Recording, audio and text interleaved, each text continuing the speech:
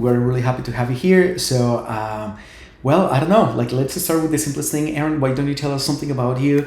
And then we have a couple of questions that we have already kind of like here for you. But obviously, the important thing would be for everyone else afterwards to ask some questions or on the chat or join the stage and ask directly Aaron. Let me first try to even turn on the camera and say hello. Can you guys see me? Oh, Yes, fantastic. that's awesome. Uh, oh, didn't realize I had such a lovely background there. Hi, everyone.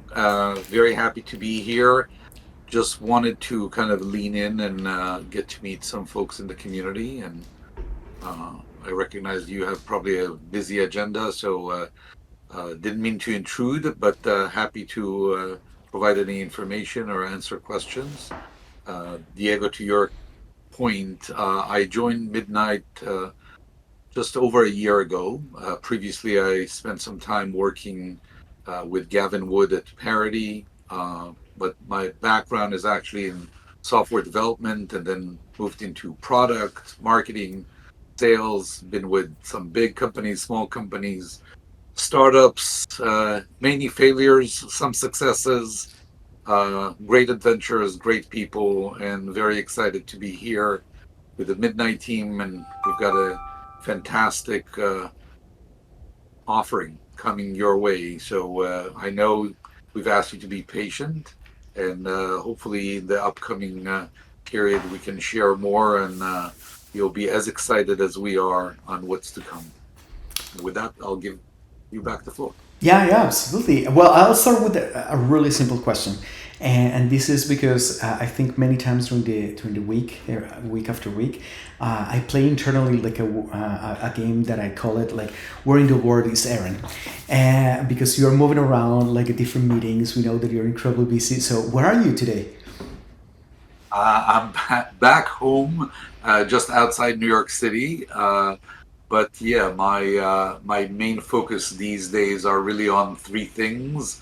One is to support the team in building the offering and getting ready for kind of big launch. The second is growing the ecosystem, and that's takes a lot of kind of reaching out to various partners, players, um, and kind of meeting them either in person or virtually.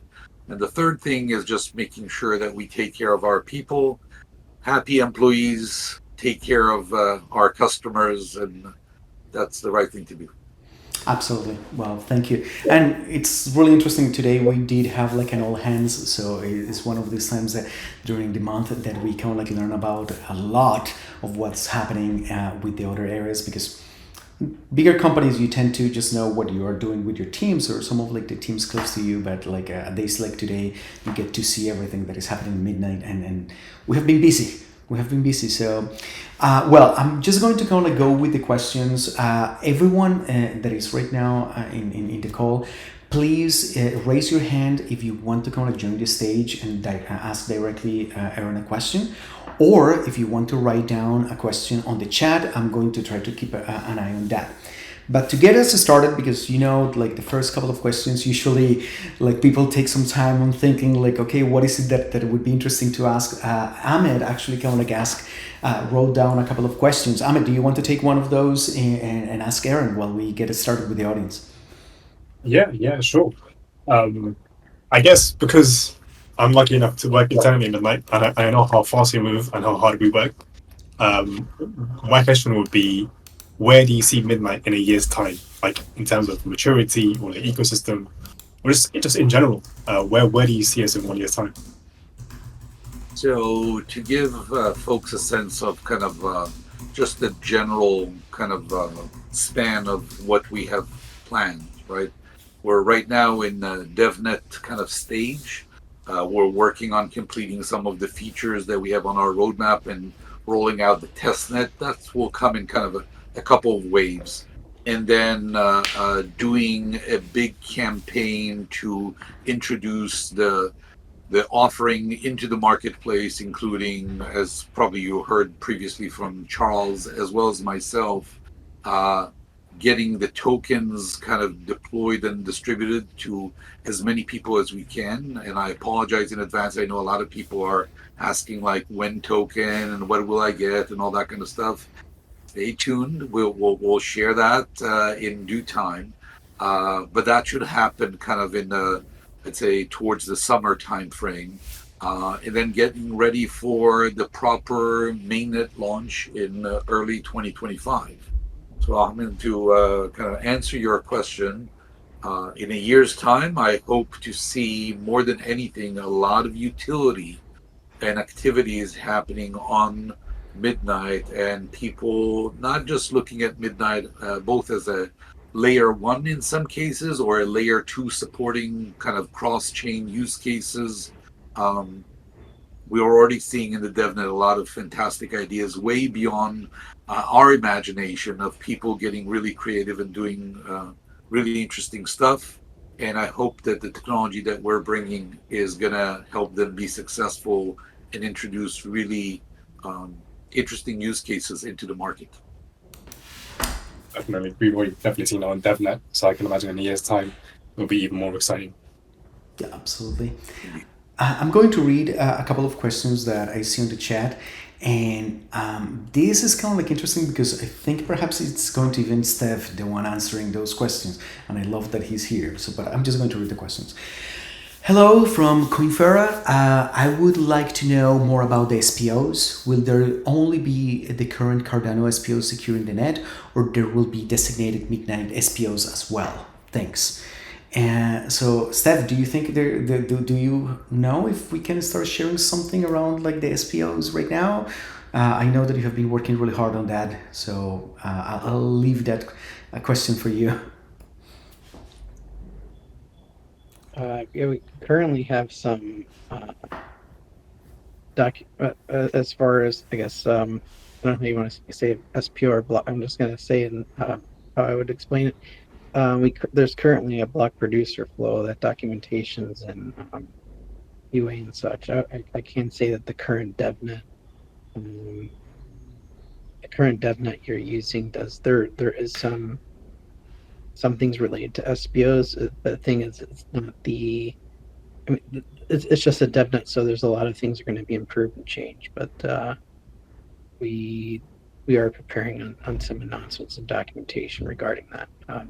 I rather withhold too much information because there's so many improvements that we've got from QA, and like the definitions of certain things are going to change for that.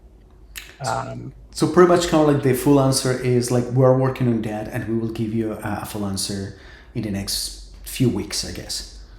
We are reaching. There is going to be an outreach plan for SPOs, so I would say stay tuned. And if you definitely are or if you are an SPO and you want to highlight that, let us know because we'd like to capture that. And because we want to reach out to the people who've been here since the launch of DevNet before we reach out to other SPOs. So the people here, or if you've been here the most of us, you should be the first to know. That's kind of the thing. So if you're an SPO, feel free to highlight that, and I'll make sure that information gets to you when it's available. There you go. So I'm going to get back to Eran. So because we have him here as a guest, so I don't want to. You're on mute. So. I muted myself. I think I was on mute before. Okay, well, that's what it goes. Thank you, Eran. I was saying that I was going to get back to you because we have you as a guest. So I'm going to skip a couple of questions that I see on the chat just to ask you one that I see from Alex, that is one of our regulars. And thank you, Eran, for your contribution to Midnight. Very promising system. How do you see collaboration between Midnight team and the community, especially for the development projects? Are there any plans to support community efforts to evolve Midnight ecosystem with funding? So I think that's kind of like a big part. Like, how is Midnight as a company going to help like Midnight developers, and if there is going to be any funding involved in the growth of the ecosystem? I like short answers. Yes, but I'll be more detailed here. For those who are familiar with the Cardano ecosystem, as well as others, but I'll just make an analogy to Cardano. You're familiar with Catalyst, which provides a program where you can bring ideas and receive some tokens or some sort of funding support to further evangelize, whether you're starting a new idea or you want to kind of build out or do some integration.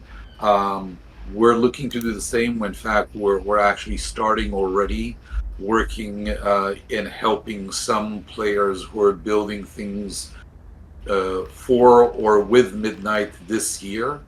And next year, once we have the mainnet launch, there will be an allocation out of the overall pool of tokens that will be dedicated towards helping further evangelize ecosystem and idea development. So this year, I'd say yes, in somewhat of a more limited fashion and very, I'd say, carefully measured approach.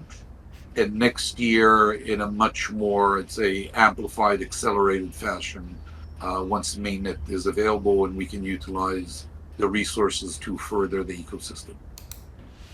Perfect. That's great. And I know that many of the teams and developers that are right now on Discord with us, they're going to be excited when we have like more news about that, because well they are really eager to like have like bigger projects and better fund projects, of course. I'm going to kind of like just continue reading here, and I don't know if this is one that you want to take, Aaron, but it's like, can you please explain the dual token model? Like, of course, they went for the jugular. They went to like give me all the answers.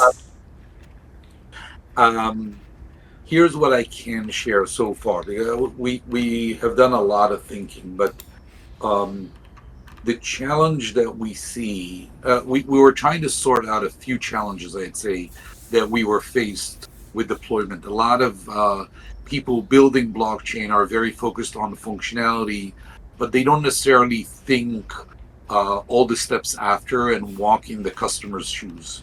One of the challenges that we see is the issue of having cost predictability and at the same time maintaining privacy. So here, let me give you more examples.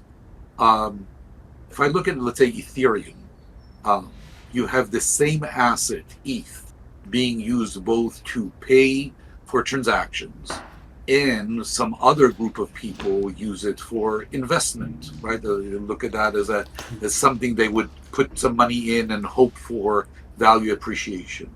So the same digital instrument has kind of two purposes or two groups of audiences all fighting over what its value is going to be. You've got the people who are using the network that would like ETH to be as flat priced as possible so they can predict how much it's going to cost them to run their application. And you've got another group of people who look at ETH as a potential vehicle for appreciation and they want to go the price to the moon. The end result is a lot of unpredictability over the price of ETH and the price of transactions, right? And you see transaction costs going from 50 cents to $50 down to 1 cent, et cetera, et cetera. Why is that a challenge? Because if I am building an application and I want to make a business out of it, my CFO is going to come and say, how much is it going to cost me to run this application next year? And if the price of transaction is unpredictable, I can't really ring fence a number, and that's really challenging for the business kind of point of view. So we wanted to make sure the cost is as reliable or as predictable as possible. The second challenge that we were faced when we were doing kind of tokenomic design was the issue of privacy and liquidity. If you want businesses to use your blockchain, you want to provide them with some shielding of data. I don't know of any enterprise or any business user that is going to take their commercial sensitive data and is going to put it on a public blockchain for the world to see. They will either encrypt it, but it's not enough to just encrypt the data.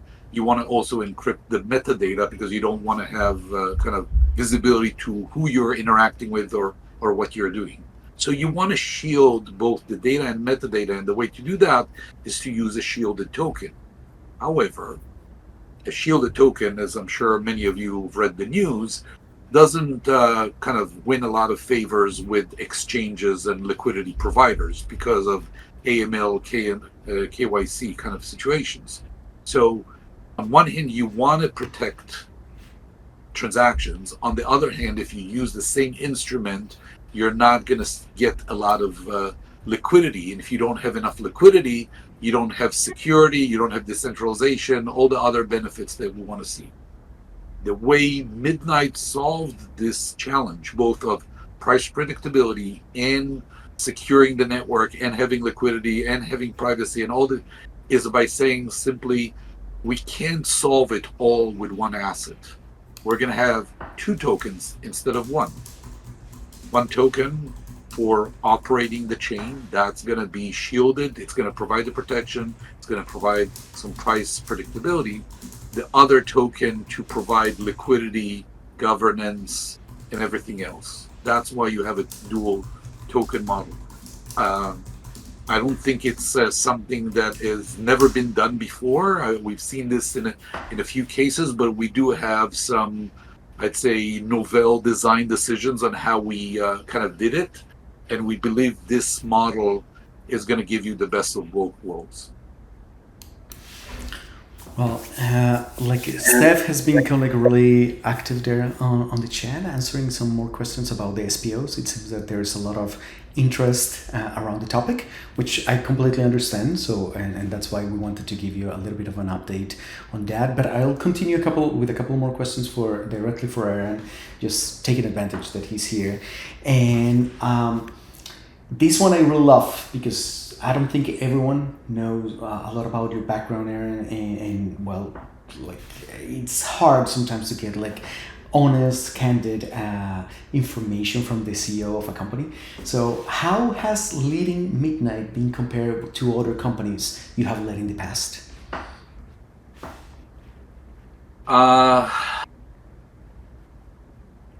I'd say in many ways very similar. People, the challenges of growing an organization, setting a strategy, driving kind of the outcome. Really, if you think about it, the role of a leader is to be more of like a coach. Clear the way in front of people so they can be the best they can be and run the fastest, and support them and encourage them and be there for what they need in terms of guidance. I'd say the Web3 space is just very unique. We are really doing some potential world-changing kind of business or ideas that we're really working on here. I don't know if everybody realizes how forward-looking some of the things folks are working on in the Web3 ecosystem, not just Midnight related, are going to have a impactful impact, I'd say, on the world in the years to come. I encourage you to have a look at a video from Chris Dixon, who is the founding partner of A16Z, Andreessen Horowitz kind of crypto fund. He has a video that he pushed out about a year ago about the eras of the internet and how we're moving from democratizing consumption to democratizing production, to how we have consolidated everything that is happening on the internet in the power of just a few companies, and how now blockchain and the technologies around blockchain are going to again bring a new era of technology, freedoms, and things that are associated with that to the world. Midnight has a premise that was set by Charles Hoskinson around freedoms of association, commerce, and expression. And we believe in those as a way of us giving to the world the ability to have more independence and have a voice, and hopefully enrich the world with technology that make everybody's life better. It's not just about expression. We're looking at use cases where we can advance medicine, financial freedom, in various other cases, better voting, and so forth. So I'm really excited, not just because it's the same in the sense of building a company, but it's different because of the pivotal role this technology is going to be in terms of impacting the world in years to come. And well, Aaron, we You have. are on mute again, my friend. Yes, I'm kind of like paying attention to the chat and then I mute myself. But I was going to tell you that we have someone here, Stephanie. She is kind of like a regular in our community calls, and it seems that she's taking the plunge on the stage to ask you a question. So, hi, Stephanie. What do you want to say to Aaron? I just want to say I'm on stage with Eran Barak. Sorry, I was supposed to be a joke. Thank you for everything you've done. I'm very impressed with Midnight. It's near and dear to my heart. My identity had been stolen years ago, which has brought me down this rabbit hole. So I'm excited for it. The question is, I work mostly on other blockchains, or have, other than Cardano. How would you suggest I go approach them for partner chain? I'm starting to get interest. There's a handful down here that I've got in interest, but how would you suggest I try to get the other chains to partner with Midnight that aren't Cardano? Sorry, I hope I understood the question correctly. How do we think about Midnight as a partner chain? Could you give me some suggestions on how can I help onboard people? How do I make Midnight more appealing for other? Okay, I got it. I think people have perhaps the misconception of rivalry or kind of the one ring to rule them all, kind of in the Web3 space that I hope we quickly dispel and not be there. I was a software developer back in my early in my career, and I must admit I was a very lazy software developer, meaning that when I was confronted with a task to do, and I don't know if people will relate here, I went out and, like a chef in the kitchen, I kind of picked on all the ingredients off the shelf that would get me as far along as possible into completing the task, so I can write the minimal amount of code to bring it all together, add the little business logic, and my work is done, right? My belief is that there's no necessarily the best blockchain or the right blockchain, or blockchain working blockchain. It's all a matter of what is appropriate for the application and the task you have at hand. My wish is for Midnight to be one of your favorite, I don't know, frying pan in or kitchen tool, right? That you bring into your ingredient. A lot of people ask, and I'm related to your question about how do you think, let's say, Midnight could be a layer two to Cardano, to Ethereum, to Bitcoin, to Solana, to something else? And my answer is, it really depends on what the application is. The chef in the kitchen, the developer, is simply going to use and grab the tools that they are comfortable with, that fit the job. And it doesn't really matter if you're a layer one, layer two, layer three, whatever it is. We want to bring a technology that is helpful and useful that people will use. And I don't have, or I'm not looking to create any rivalry with anyone. The absolute opposite. You want to program in something else, you want to do something else, more power to you. If I can't offer value, don't use me. If you want to use me with something else, use to your heart desire. Midnight is going to put out the code into open source. People will do whatever they like to do, and I suspect that Midnight, the engineering company, is not going to be the only one contributing to what is being developed. Others will come in and do other things that we never imagined, or that they want to take it in other directions. So my hope, to answer your question, is that we have a world where people just are more collaborative, more supportive, and more welcoming to use and integrate things, because it furthers the objective and the desire for them to complete certain tasks and build great things. Thank you so much. That was a great answer. I have 4 people in here that I've onboarded from different blockchains, and I just want them to know that Midnight is a tool, and I hope we can all use it. We are absolutely building a utility to benefit everyone, and I hope we're worthy in terms of what we do, that people will look at this and say, that's a great piece of code or a great piece of service that we can connect to and helps us accomplish what we want to do, right? We are just one piece of a greater kind of puzzle. Yeah, and actually, I see here in the chat that Byte Wizard is kind of mentioning that Aaron, like, I love all of that. Don't forget to remind people that Midnight can be called by almost any blockchain and that they can pay in their native token of the blockchain they are using, to my understanding. So, and well, I see also someone else here, Confera again, 100% great explanation. So it seems that people are resonating with that answer, so, and they're happy Look, with having that chance. I think, my hope is that we become all the way to the end being as simple as pushing a button, right? If today, I'll give you an analogy. If today I want to use Google BigQuery, um, I pay a few dollars and I have access to the I don't really know how Google BigQuery works under the hood. It might be a blockchain. I don't know.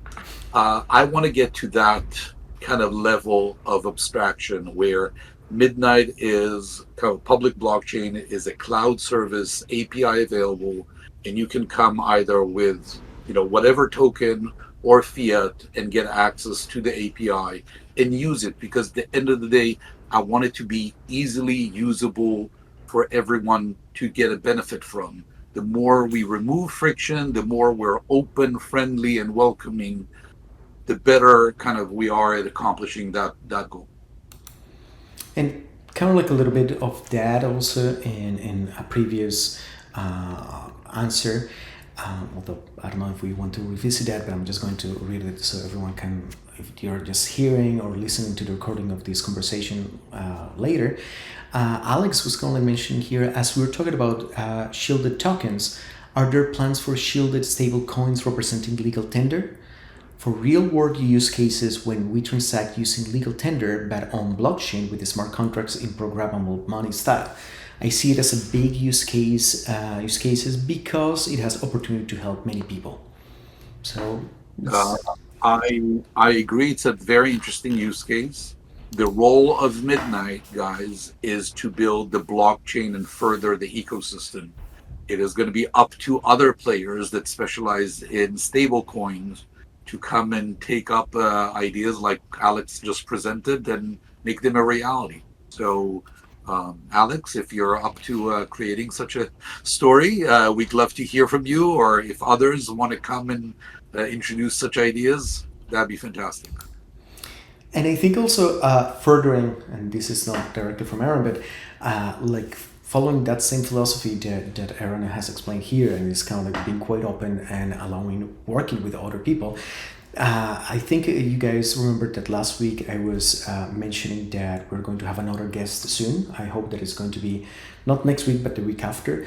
An engineering member from the Atala Prism team. So like that is kind of like one of the other groups inside of like the Cardano ecosystem, inside of IOG. And that is also kind of like in the same lines. Like we are creating technologies that others can use and that can integrate with us. So you're invited also to come, and you're. I think Esteban is going to be able to present. Stevan, not Steph, in case you confuse it. We're not talking about our DevRel Steph, but one of their engineers is going to be able to present a lot of information about what Prism is, how do you can use this if you have like any digital identity use cases, and how to start working with Midnight. So that's kind of like another example on the same lines. So people, we have already used a lot of Aaron's time, which I incredibly appreciate. So please, if you have more questions, try to or join the stage just like Stephanie did, or write them here. I have, well, I think you. Okay, yeah, Alex is responding. Thank you for the answer, Aaron. I was thinking about using such shielded tokens, but with such support, maybe I need to think about developing one. Exactly. So that's exactly what Aaron just told you. So like if you already have like that type of experience and you already have that passion and that vision, like this would be kind of like the perfect moment to start working with us and building something there. And we'll be ready for those. Okay, well, then that's SPO. So if no one else is going to have here, I'm just going to kind of like ask one last question to Eran.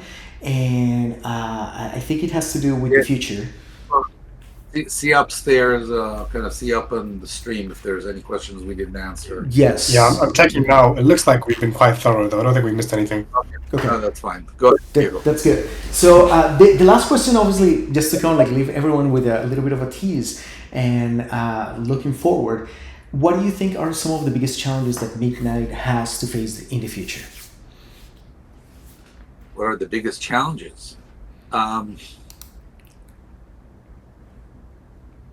I think it's just getting the story out there and getting the momentum going. I'll give a longer answer on this. So we believe that Midnight can solve multiple things. There are really interesting use cases regarding AI learning, regarding quantum computing and cryptography, quantum resistance, and other stuff. We can talk about all these another time. But if you look at the main market, we are still really just scratching the surface. Most of traditional players have not yet kind of embraced blockchain in a more profound way to really use it in other areas of business. The Web3 community is still small compared to the what sometimes is referred to as the Web2 community, right? Yeah. It's an education journey and it's an evangelization journey. And I think that if we can bring the right both stories to entice them and the right assets in terms of capabilities and support to make them comfortable, the way that we kind of protect the data, the way that we provide stability in terms of cost and operational efficiency, the way that we get regulations settled, the way that we allow for integration and composability, we can really make a kind of a shift in terms of how they think about blockchain and start seeing kind of them embrace this in a bigger way, and that will open up complete new markets for us. I remember back in the early 2010s, I started a company in financial technology and was really targeting the banks. And I remember a lot of conversation with target customers telling me at the time that the cloud is all nice, but it's a very risky thing. It's not yet mature. We don't know if we'll ever go there. It's just too much far out there. Fast forward a few years later, they're all the banks, all the enterprises, everybody's in the cloud, and now it's kind of that's how you do, that's what you do, right? My hope is for us to see blockchain technology go through the same wave of market adoption.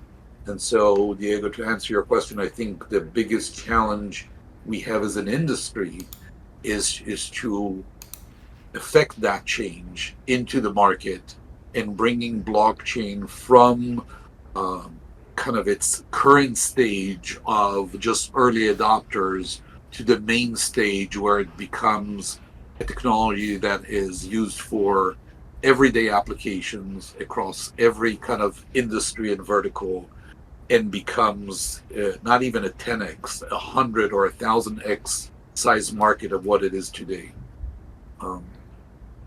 A big tall order for all of us to embark on. That's awesome. And I have a kind of like a question here from Stephanie, and I love it because it's almost like the same thing as when talking, and but for her it's a little bit more interesting. That is hiring? Question mark. So, are we hiring, Eran? Yes, we are.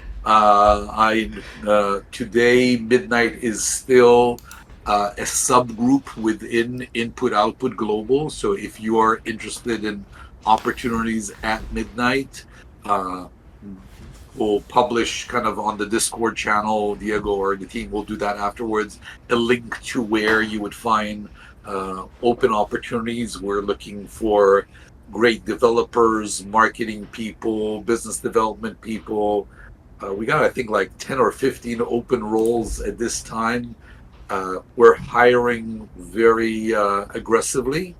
And if I can just attest to the amazing and wonderful team, and I'm not kind of trying to sugarcoat this, because they have been really fantastic to work with. Just a lot of fun. Hard work. I kid you not. Don't come expecting to just lay on your laurels and just get rich. That's not what's happening here. We're here for the long run. It's a real climb, but really rewarding, and a lot of great people having a great time um, making innovation and really breaking ground on some really innovative, cool stuff. Steph, well, Ivor's actually already shared the link there in chat. Perhaps let's put it also on the announcement channel so everyone can find it Yeah, easily let there. me answer. Yeah, I see Stephanie was asking about junior position and internships. So let me start with internships. Unfortunately, we can't. We don't have the capacity to do that.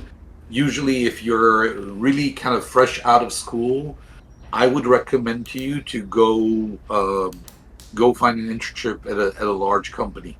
They would have the resources and the ability to uh, really build you up in your skills, experience, etc. Smaller companies usually just need the people with already experience that can come and hit the ground running. We do have some junior positions. They're not all leads and champions, and we would love to have people of all kind of seniorities and skills come on in. So they're very much welcome. Okay, and I think I'm going to read the last one. This is not exactly a question, but I thought that it was a really good comment. So that's from Grog, and he's saying, at a local tech conference here in Minnesota, I did a presentation on the public-private ZKP scenario that Midnight offers. I had great conversations with people about it.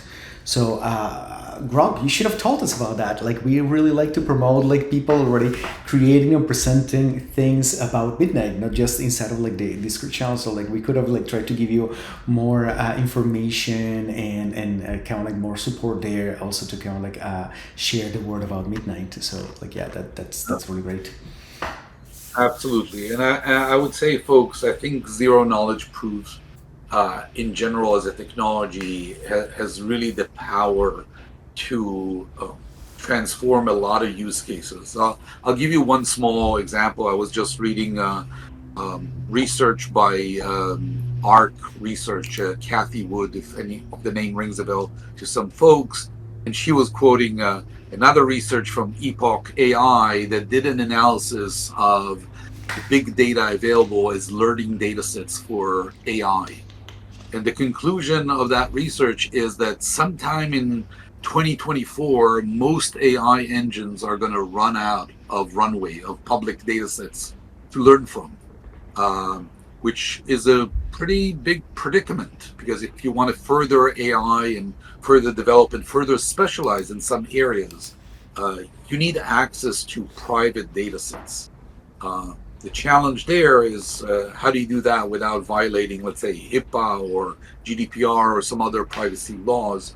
Well, zero knowledge proof is one such technology that could enable a query to be done towards a private data set and an attestation to go back to the query of a yes no kind of answer without violating or disclosing any of the data. And we could really further a lot of what's happening today in the market and enable AI training in an ethical way that doesn't kind of encroach on data privacy. Sorry, Rob wanted to ask? Yeah, I think he wanted to share a little bit about what he was mentioning in the chat about the conference in Minnesota. I also think that he added a little bit of noise in the background, but it seems that I can hear you now pretty well. Right. So, yeah. So what you were just talking about, Iran, is exactly right. I mean, obviously, you know what you're talking about here, but I think at this point in time, at some point in time, we're caught up in what the definition of things is. And so we don't quite understand the value of like zero knowledge proofs, particularly in the front end. And so that's the sort of thing that I was trying to describe and sell, you know. So my presentation was basically, you know, definitional, like what are zero knowledge proofs, you know, how can they provide advantage?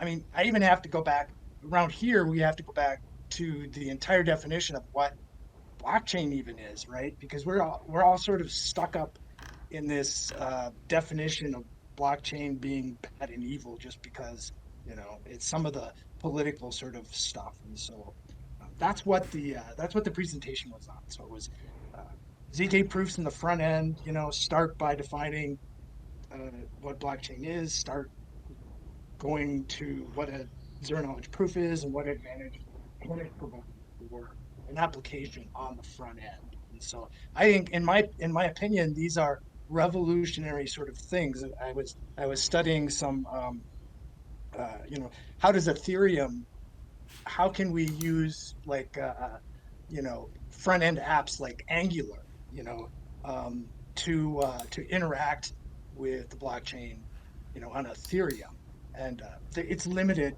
and the the the advantage of using Midnight over something like, you know, whatever it is with Ethereum and Solidity, it's just a huge thing. And so that's ultimately what the presentation was about. It there's probably going to be one or two other conferences that I'm going to present something for Midnight as well, because I just believe it's really fantastic. So when you talk about you know, evangelism, um, you know, I'm it just because I think it's going to solve lots of problems. We agree, and we appreciate you being one of the voices that promotes this. I think, by the way, I should have added that zero knowledge proof is just one dimension in the kind of in the Midnight architecture. You would say, like, well, on one hand, zero knowledge proof could be used with a regular database, right? You don't need necessarily a blockchain. You could achieve what I just described. Well, the challenge that people may not appreciate is multifold, in the sense of one of the sensitivities of private data is about data protection and the security of that data. The bigger problem, or the big problem that I think blockchain helps also solve, is the decentralization of data. Because if you take a lot of private, very sensitive data, let's say medical records of patients or something, and you put them into one big database, you just created a massive treasure trove for hackers to go after. Uh, I don't know to say whether the data protections and, you know, encryption that we do today is sufficient, or whether quantum computing and some of the other, you know, hacking technologies are chipping away at what we do. But I do know that when you create a very big treasure trove reward, there's a lot of interest in going after it. Well, if you were to take the same data set and you would have deployed on the Midnight blockchain, not only did you maintain the privacy and protection because everything is encrypted, but you also decentralized it from being in one location to being scattered across the many wallets. Well, now there's no more treasure trove. Even if you were able to hack a wallet, you would get just one data item. You've just changed the game. It's no longer of value to go after the the blockchain because the reward is tiny. So you got to bring the combination of protecting the data in a smart way and still allowing a zero knowledge query to get the attestation and the answers. So the combination of these two together really kind of threads the needle and gives you the I don't know, it's the silver bullet or golden bullet, whatever you want to call it, to make this all work. Depends on the animal that you want to kill. So, yeah, I think we have a few more questions that I guess we can answer directly on the different channels about the hiring and all that, so we can share that directly on the general channels and announcements, etc., etc. But I think most of the big questions have been already answered, and I'm certain that we can keep inviting Eran from time to time, and he will have like more knowledge tidbits to for all of us. And like next time, I think we will let you write down, like perhaps we can create like a small form so you can submit some questions beforehand, so we can prepare like a little bit more like the conversation with Eran. But I think this was great. I know this was like a surprise visit, but thank you for having me, and I promise to give you more of a heads up next time. So indeed, we can get some more more questions. Today you kind of like did the same thing that Charles kind of like ended up pulling on our last space, that he was just kind of like supposedly going to appear, but then he's not, and then suddenly he's there. So that's kind of like quite on par with that, and I think our community loves this. So I think you're welcome here every single time that you want, and please. Even if it's not right now on the feedback channel, you guys can send us more questions like this, because I think sometimes you are not expecting us to answer these questions, but we really try to pay attention to everything that you share with us. So thank you very much. Thank you, Diego. I'll mention this. First of all, guys, know that the Midnight team, not just Diego and the others that are kind of headlining here, is absolutely listening and reading and reviewing all your inputs and all your feedback. You're also, we're live on Discord, so if you want to reach out to us, please do. And we will, in the upcoming weeks, also share some details about upcoming events where you can, if you so happen to be in the neighborhood, you could meet some of the Midnight team members in person if you fancy doing that. So we would love to see you as well. And I think Steph wanted to say something, so please, by all means, just unmute yourself, Steph. Like, you don't need to ask us. There, he's unmuting as well himself. Kind of echoing